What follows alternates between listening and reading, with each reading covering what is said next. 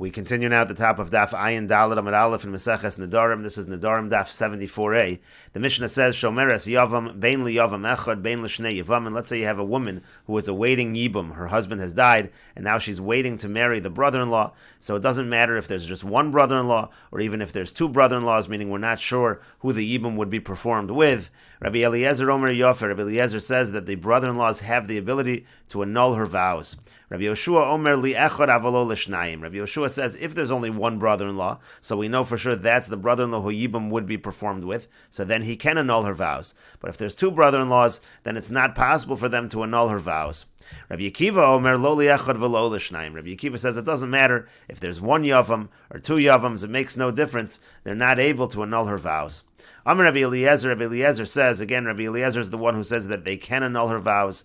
Ma'im isha shekonahu liatzmo, harehu mefer nederef. When it comes to a wife who he has acquired by himself, meaning he has performed the kedushin, the husband has performed the kedushin, and there we say harehu mefer nederef. There we say that he's able to annul her vows. So isha shehiknu lo min hashamayim. So if you have a wife who shamayim has given her over to him, meaning by yibum it happens automatically. When the husband dies, you have this idea of yibum.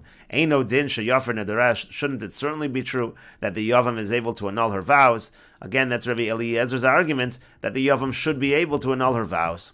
Amar lo Rabbi Akiva, so Rabbi Akiva said to him, and again, Rabbi Akiva is the one who says that it doesn't matter how many brother-in-laws there is no ability for them to annul her vows. Lo imamrit bi'isha shekanahu la'atzmo, says by a wife it's different, because over there he's acquired her for himself, she'ein la'acherim barashus, and nobody else has rashus. Tomar bi'isha shehiknu lo min hashamayim, whereas when it comes by the wife, where the acquisition came from shamayim, meaning by yibum, sheyesh la'acherim barashus, where other people still have rashus, again by yibum, if you're talking about a situation, for example, where there are two brothers, even if the first brother performed the mimer, which is basically the erison stage of Yibum, still if the other brother comes along and he does a mimer, so that also is going to be effective. That's a principle called Yesh Mimer, Achar Mimer, meaning the acquisition of the mimer by Yibum is not at the same level as the acquisition by erison. So therefore you can't compare the two, and that's why Rabbi Akiva says since the acquisition is inferior to a normal Kedushin, therefore there's no ability for the brother-in-laws to annul her vows. Amar lo Rabbi Yoshua, so Rabbi Yoshua said to him, Akiva, devarecha b'shnei yavam, and Akiva, your words make sense when you're talking about two brother-in-laws, because again, then when one of them does the mimer, the other one can also come along and do a mimer. Ma'ata meishav al yavam echad, what are you going to say when there's only one brother-in-law? Then it's obvious that he has the acquisition.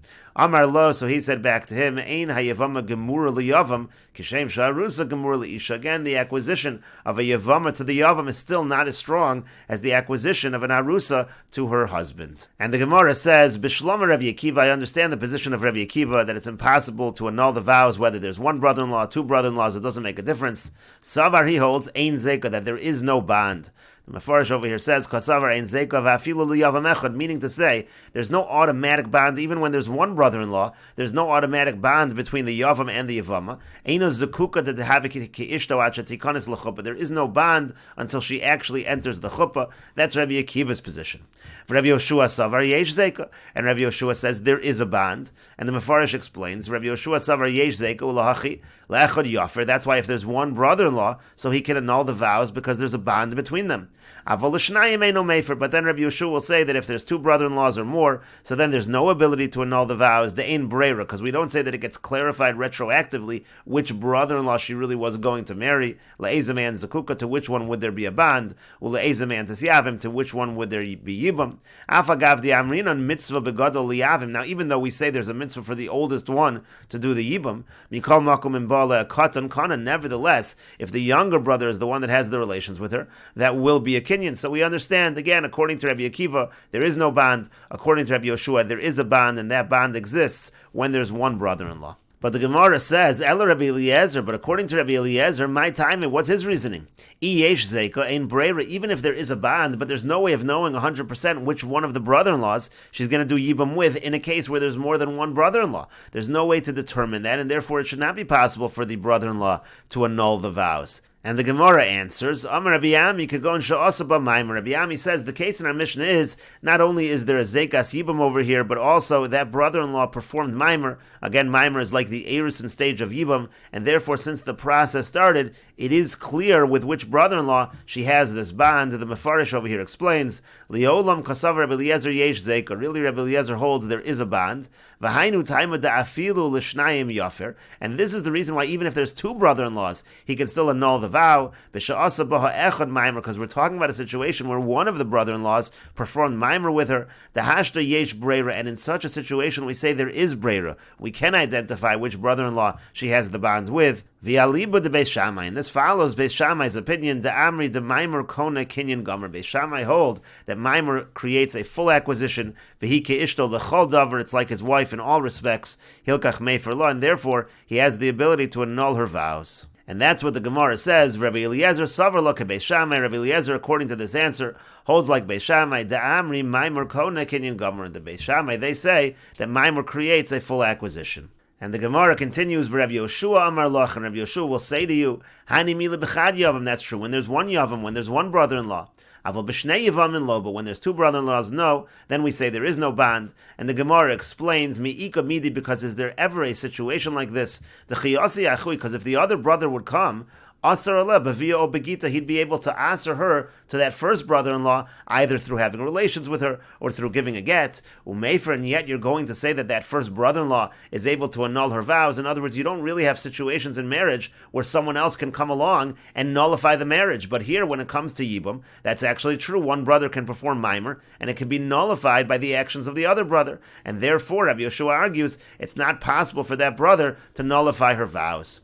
And the Gemara continues, Rabbi Akiva Savar, Ein Zeka. Rabbi Akiva, he holds there is no Zeka at all, and that's why the brother-in-laws are not able to annul her vows. And the Gemara continues, Ula Rebbe Lazar, but according to the view of Rebbe Lazar, the Amar Maimer LeBeis Shammai Ein Kona Ela Lidchos B'Tzara. Rebbe Lazar holds that when Beis Shammai say that a Maimer is Kona, it's not a Kona Kinyan Gomer, like we just explained within the opinion of Rabbi Eliezer. Rather, it's just a Kinyan in order to push off the co-wife. Let's say you have a situation where a person dies and leaves two wives, so then according to Beis Shammai, within the view of Rebbe Lazar, according to Beis Shammai, so if one of those two wives performs the Maimer, the other one is now free to go off and marry someone else, but it's not a Kinyan Gomer. So Ma'ikol Maimer, so what are you going to say to explain Rabbi Eliezer's view, again, that the Yavam is able to annul her vows? And the Gemara answers, Hachab Mayaskin, and here the case would be, Kegon Sha'amad Bedin v'Yischayev la Mizonos, that she actually took him to court, and now he's chayev to provide her Mizonos. In that situation, actually, he is able to nullify her vows. Ucherev Pinchas, Mishmei de Rava, that follows what Rav Pinchas said in the name of Rava, the Amar Kol Hanoderes al Das Bala Hinoderes. He says, anyone who makes a neder, any woman who makes a neder, is doing it on the understanding, on the consent of her husband, and that would apply here as well. And the Mefarish explains, Ula Rebbe Lazar ben Pedas to Amar Maimer Ela Lidchos B'Tzara Bilvad. Again, according to Rebbe Lazar ben Pedas's view of Beis Shammai, it's not a full Kinyan of Maimer, it just pushes off the co-wife. Shemhayu Beis Nashim Lazeshames. Again, this person who died had two wives. Ushteyen Zakukos Liyav, and now both of them may have to do Yibum. V'yafshar Liyavim L'Shteyen. Obviously, you can't do Yibum to both of them. The Bayis Echadu Bona Ve'eno Bona Shnei Batim. The halach is you build one house and not two. Uvaham Milsa Kasamri Beis Shammai, and it's regarding this situation that Beis Shammai hold the Maimer Kona de Chasha'osa Bazu Maimer Dochel Etzara. The idea is if one of them does Maimer, so the co-wife is now pushed off, Umatira L'Shuk, and she can marry someone else. Avaladayin Zu Zukuka La'achiv Dematzi Asar La'aleh. But still, there is a kind of bond to the brother where one brother can prohibit to the other brother, and so therefore it's not a Kinyan Gomer, it's not a full bond. So Ma'ikol Maimer, what are you going to say? Akati Tiboylach, my time with Rebbe Eliezer, Afil L'Shnayim Yafer. Again, the question still is, what is the reason of Rabbi Eliezer that even if there's two brothers, that if there's a Maimer performed, that he's able to annul her vows? And to that the Gemara answered, Kagon Sha'amad Bedin. The case over here is they went to court. Misha'asa ba Maimer, meaning when the Maimer was done, they then went to court. Shazu Tavato Bedin Mimnei Shelo Hayim Miyavma. She took him to court because he didn't finish the Yibam.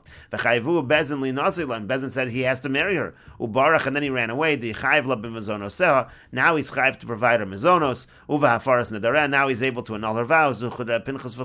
Like Rav Pinchas says, and we'll continue with this discussion in the next video on Daf Ayin Dalid Amud Beis.